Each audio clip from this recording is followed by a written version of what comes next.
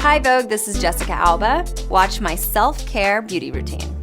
I like to do a two-step cleanse when I do have a full face. So the first one is a gel to milk. With the gel cleanser, I go like on the face. And then again with a warm washcloth.